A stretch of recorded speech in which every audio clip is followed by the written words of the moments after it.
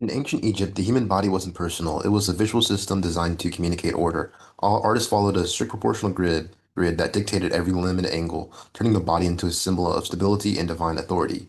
It wasn't about creativity or individuality, it was about reinforcing a hierarchy. And by standardizing the body, the state controlled how identity could appear, where the body functioned as a political tool even before the ideas of sort of representation existed. And we have Dorpheus. We see that with the Greeks, the body became sort of a philosophical idea, with Polycletus Dorpheus embodying the canon, where a mathematical formula meant to express perfect balance and harmony sort of like made the architecture, where you see naturalism, but perfection remains exclusive, where young athletic males became the center of paintings. This sculpture wasn't just beauty, it was a statement about rationality and citizenship. And in the birth of Venus, we see the body becoming a site of myth and beauty, where it presents the female as a form of divine and ethereal, floating between naturalism and fantasy, where her elongated proportions reveal how beauty standards were constructed, not observed. As she's not a real woman, she's an ideal projected onto the female body, showing how art begins shaping gender expectations, turning the body into a cultural symbol rather than a physical reality. And in David, we see the height of Renaissance humanism with anatomical precision filled with moral confidence, where every muscle is carved with intention, presenting the male body as a physically perfect and spiritually elevated, where it excludes most bodies and reinforces the narrow visions of strength and worth, becoming a cultural movement defining who is allowed to embody power and remains outside of the frame of representation, where the body becomes sort of an ethos or sort of strengthens their identity. And the three graces shifts the ideal again, where we see the celebration of softness, sensuality, and abundance.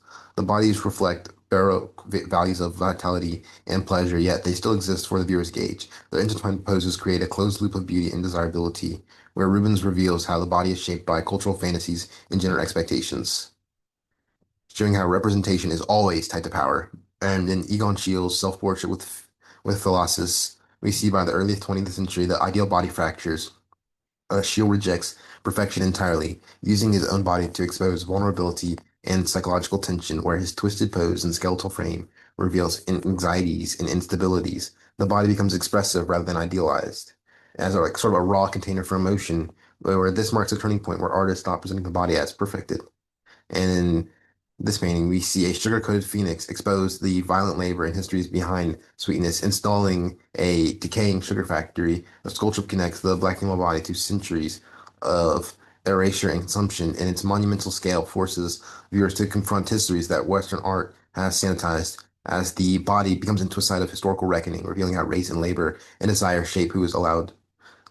And here we see the constructed hybrid bodies that defy, we see like the defying of identity, where human and animal and the mechanical elements reflect the fragmented reality shaped by colonialism and globalization. Her figure sits like a queen, yet her form resists traditional beauty standards. Mutu's work suggests that identity is layered, adapted, and constantly reconstructed as the body becomes a collage of histories and futures.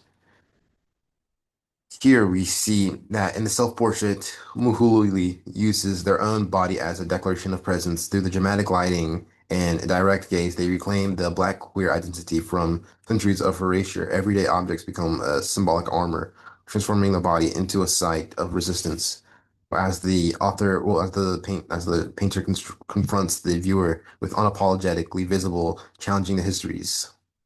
And here we see Anna merging the body with the earth to explore exile, belonging, and disappearance. And in the Silhouette series, her figure is present only as an outline, a trace left in nature. This absence becomes the artwork where Mendieta's silhouettes speak to displacement and the longing for home, shaped by her own experience as a Cuban refugee, where her body becomes a ghostly imprint, revealing how identity can be shaped by loss. And we see the sculpture constructs a body from stitched fabric, paint, and pattern, challenging how Black women's bodies are represented. In Obey, the seams are intentional. They show how identity is assembled from cultural expectations, stereotypes, and personal experiences. Her figures are bold, confident, and unapologetically present. Self-exposed how representation is built, contested, and rewritten. Here we see Kahide Willis inserts contemporary Black subjects into the visual language of European power by restaging David's iconic portrait of Napoleon. Willie exposes how art history has excluded people of color from the narratives of heroism and authority. His ornate background and regal poses elevate everyday individuals into monumental status, The body becomes a reclamation of visibility, challenging who has historically been allowed to become a hero. In this image, we see the trans body as a site of endurance and transformation. The performance reveals the violence and strength and vulnerability all at once, where Cassius turns the body into a force challenging assumptions about gender power and presence. The body becomes both a weapon and a witness to the struggles of the trans community.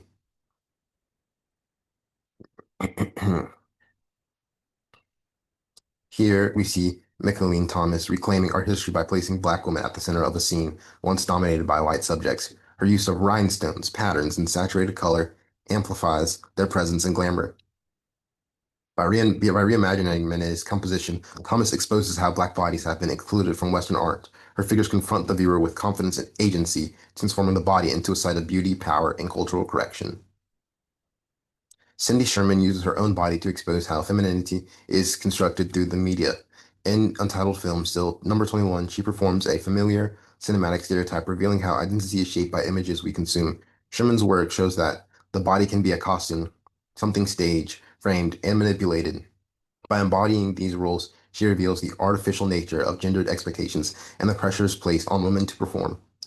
Here is Felix Gonzalez's Untitled, where we see a pile of candy representing the ideal body weight of the artist painter partner Ross, who died of AIDS. As the viewer takes the pieces, the collection decreases and it becomes a metaphor for care, where the work invites participation in making the viewers complicit in the disappearance, which really exemplifies the AIDS crisis as it was a silent kill where in guarded conditions, Lorna Simpson fragments the black female body into repeated panels, highlighting the vulnerability and surveillance. The repeated poses suggest how identity is policed and categorized, especially for black women. The scratches across the surface evoke a both physical and psychological harm, where Simpson reveals how the body becomes a site of tension between visibility and protection, shaped by histories of racism, sexism, and control.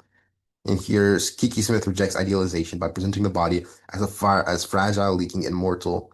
Her untitled painting shows a woman lying in a pool of blood, confronting viewers with the physical realities that classical art often hid. Smith's work emphasizes vulnerability and the raw materiality of the body.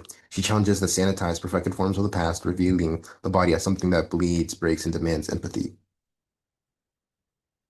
In this performance, Zhang Wan covers himself in honey and fish oil and sits in a filthy, disgusting public bathroom attracting flies. His body becomes a commentary on urban decay and endurance and the social conditions of 1990s China. By using his own flesh as the medium, Zhang exposes how the body absorbs its environment physically and politically. The performance turns the body into a witness to a collective neglect and resistance. Orlan uses plastic surgery as performance, reshaping her face according to features from famous artworks. Her body becomes a living critique of beauty standards, autonomy, and the commodification of flesh. By undergoing surgery publicly, she exposes the pressures placed on women to conform to idealized images. Orlan transforms the body into a site of rebellion, challenging the ideal that beauty must be natural, passive, or predetermined.